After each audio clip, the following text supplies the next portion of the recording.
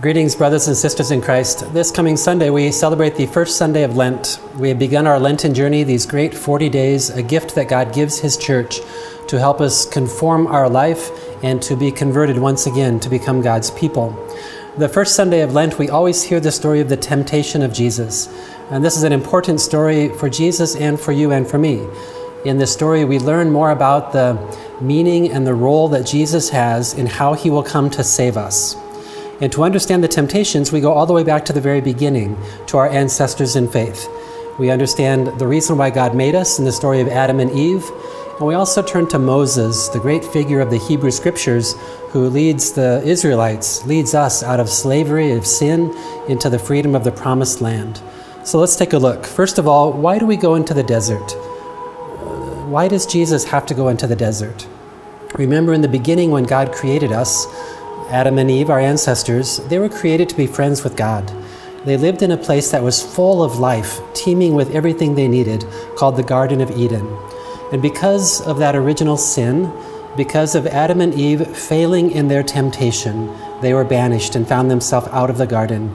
We've been wandering in the desert ever since, waiting to find a way to come back to our friendship with God. We find that in Jesus.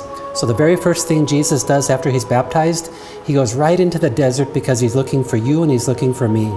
He wants to find us and He wants to bring us back. Also, in the Hebrew Scriptures, the desert is the place where God takes His people in order to help them learn how to fully rely on God. In a sense, the desert is where God makes a marriage with us. He makes covenants with us. When you're in the desert, you know you need God. And that's what God wants, is for us to know how much we need Him. That's good news for us. Also, the desert, in a sense, is where Satan dwells, the wilderness. So Jesus, in His first act, it's almost as if He knocks on Satan's door and says, I'm going to fast for 40 days and nights in your front yard.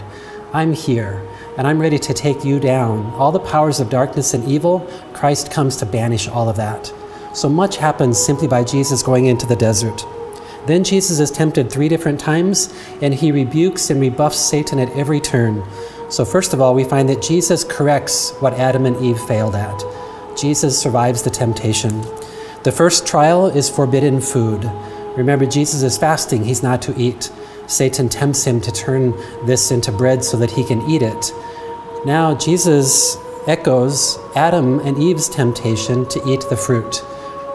You can say that everything that's gone wrong is a meal gone wrong with Adam and Eve. Jesus comes and He corrects that. He fixes it. The second trial is false worship. Again, the Israelites in the desert worshipped false gods. Jesus comes to put it back. And the third temptation is testing God. We learn that we trust God. Have a blessed season of Lent.